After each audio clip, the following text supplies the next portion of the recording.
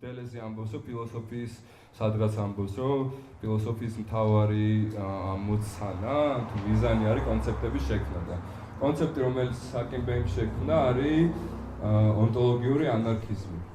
და ამ ონტოლოგიურ ანარქიზმში გააერთიანა პრინციპში ყველაფერი, რაც თავის ცხოვრებაში გამოიერთა, რაც ნახა, ანუ გააერთიანა ისეთი რაღაცეები, რაც ორთოდოქსიული, ესე ვთქვათ, თვითონ ეძახის. ორთოდოქსიული ანარქიზმისთვის იქნება თუ მარქსიზმისთვის, თუ ნებისმიერი სხვა კრიტიკული თეორიისთვის ერესი არის. ისეთივე ერესი არის, როგორც ვთქვათ, ქრისტიანობისთვის გნოსტიციზმი იყო ერესი, ანუ აბსოლუტურად ისეთ რაღაცებს ცდილობს ისეთი რაღაცების შეტანას ანარქიზმში და ამბოხის კულტურაში, რაც, ვთქვათ, იგივე ანარქისტების აზრით, მემარცხენეების აზრით, წესით, რასაც წესით აქ ადგილი არ აქვს რა. ხოდა ძალიან მარტივად რო ვთქვათ, ესე იწყებს ერთ-ერთი ესეც, რომ სულ არსებობს ორადორი არქეტიპი.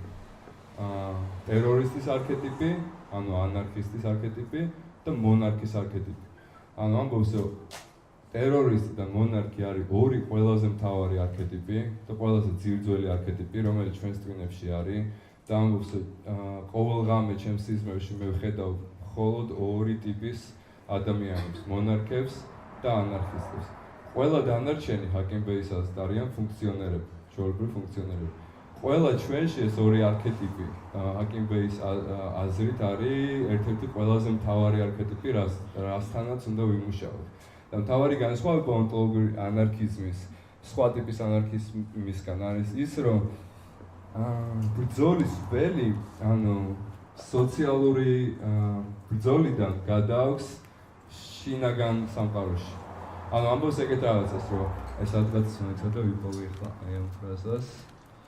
ამბობს ეს რაღაცას, რომ რაც არ უნდა ბევრი პოლიციელი პირდაპირ გაგებით არა, ვთქვათ ძალაუფლების სიმბოლო, რაც არ უნდა ბევრი პოლიციელი ხოცოთ, რაც არ უნდა ბევრი მეფე ავაფეთქოთ და ბანკირი ავაფეთქოთ, ესენი ყველანი გვანან ასთავიან ჰიდრას. თითო მოკლულ ბანკიერზე და თითო მოკლულ პოლიციელზე იზრდება 100 ახალი ცოცხალი პოლიციელი. ამიტომ ჰაკინბეის ონტოლოგიურ ანარქიზმში ეს იდეა გადადის შიდა პლანში და ამბობს ესეთ რაღაცას, რომ პირველ რიგში ჩვენ პოლიციელი უნდა მოკლათ ჩვენ საკუთარ თავში. ანუ სანამ სოციალურ ცვლილებებზე დაიწყება ბრძოლა და სანამ ზამთრის სასახლეს აიღებს, ზამთრის სასახლე უნდა აიღოს საკუთარ ტვინში. და ამბობს ეგეთ რაღაცას, რომ როდესაც ჩვენს ტვინებში ჩასაფრებულ უკანასკნელ პოლიციელს მოუკლავთ ჩვენივე უკანასკნელი ფარული და დაუკმაყოფილებელი სურვილით, მაშინ შესაძლოა გარშემო პეიზაჟშიც გაჩნდეს მოულოდნელი ცვლილებები. ანუ რას ნიშნავს ეგ? ნიშნავს იმას, რომ სადღაც მე მგონი ფუკოც ახსენებდა ეგეთ რაღაცას, რომ ძირითადად ადამიანები, რომლებიც ებრძვიან ძალაუფლებას, სინამდვილეში არიან იგივე ტიპები, ვისაც ებრძვიან. და სადღაც ერთ-ერთ ესეში კითხულობს ეს რაღაცას ჰაკინბეი, რომ ტრაგიკულ ანარქიზმს ჰქონდა ტრაგიკური წარსული, აქვს შეუძლებელი მომავალი და ამ ორ შორის კარგავს აწყოს. იმიტომ რომ ავიწყდება კითხოს თავის თავს აქ და ეხლა რა მინდა მე.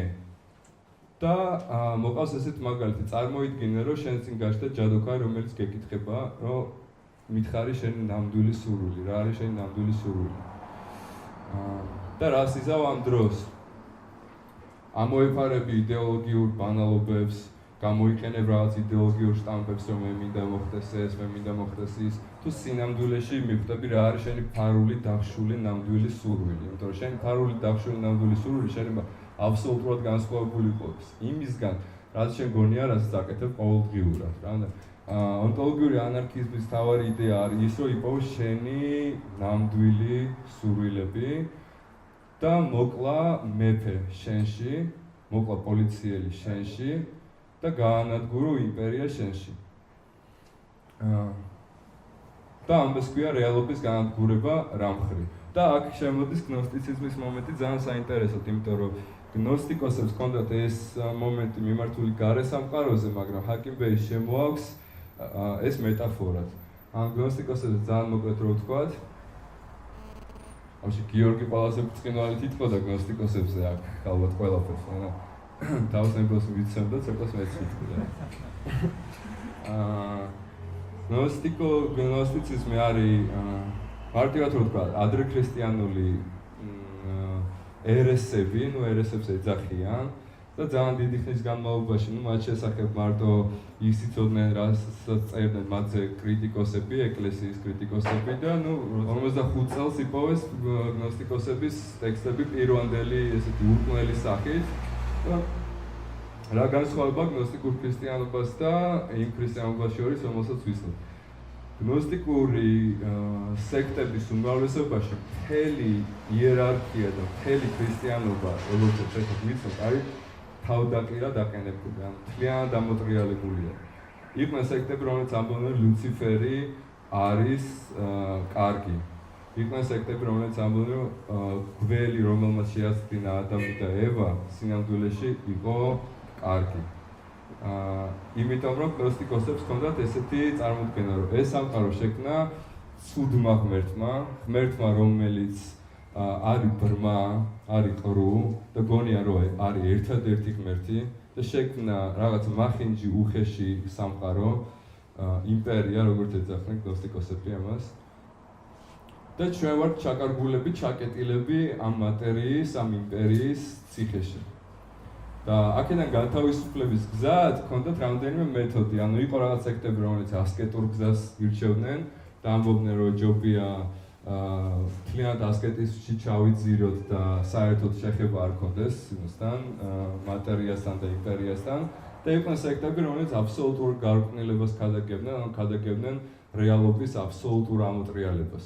დაახლოებით იგივეს, რასაც 2000 წლის მერე იტყვიან სიტუაციონისტები, რასაც იტყვის უილიამ ბეროუზი, რასაც იტყვის ჯენეზის პიორიჯი და მაგათაც ვახსენებთ ცოტა ხანში. ანუ რეალობის აბსოლუტური ამოტრიალება, აბსოლუტური გარყვნილება, ანუ ყველაფერი ის, რაც ამ სამყაროში და ამ იმპერიისთვის სწორია, ჩვენთვის არასწორია. და პირიქით, რაც ჩვენთვის სწორია, ამ იმპერიისთვის არასწორია. ანუ ძალიან მარტივად და ესე ზერელეთ რო თქვა, დაახლოებით ეგ მომენტი არის. ჰაკინ ბეის ეს მომენტი გნოსტიკური ეს იმპულსი სხვათა შორის ამბობს, რომ ანარქისტებმა დაივიწყეს, რომ სინამდვილეში მთელი ეს ანტიიერარქიულობა და მთელი ეს ბრძოლა მეფის, ძალაუფლების, უზურპაციის და იერარქიის წინააღმდეგ არის ის იმპულსი, რომელიც გნოსტიკოსებს ჰქონდათ 2000 წლის წინ. ჰაკინ ბეის გადმოაქვს ეს მომენტი შინაგან სივრცეში, ანუ ამბობს ეს რაღაცას, რომ იმპერია და დემიურგი, რომელსაც ებრძოდნენ გნოსტიკოსები, ცხოვრობს ჩვენ შიგნით და ჩვენს ყოველდღიურ ჩვევებში. და რეალობა, რომელიც განადგურებაც უნდოდათ გნოსტიკოსებს, არის რეალობა, რომელიც არის შექმნილი ჩვენს ტვინებში. და შემოყავს